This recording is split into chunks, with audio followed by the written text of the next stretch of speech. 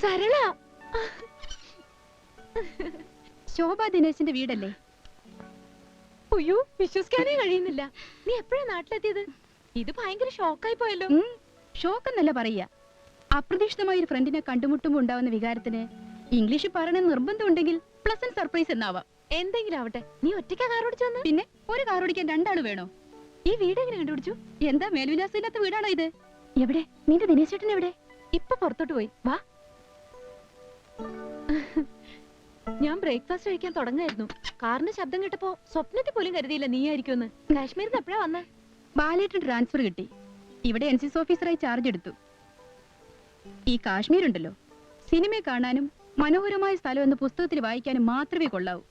ഏതായാലും മൗണ്ടനിയറിംഗിന്റെ വട്ടി ഞാൻ അവസാനിപ്പിച്ചു. നന്നായി. അല്ല, എന്താ നിന്റെ ഉദ്ദേശം? കല്യാണമൊന്നും കഴിക്കണ്ടേ? നല്ലൊരുത്തനെ കിട്ടണ്ടേ? എന്തായാലും ബാലേട്ടനെ കെട്ടിച്ചിട്ടേ എന്റെ കാര്യമുള്ളൂ. നീ വല്ലതും കഴിച്ചോ? കഴിച്ചു, എന്നാലും കമ്പനിക്ക് ഒരിട്ടിലില്ല.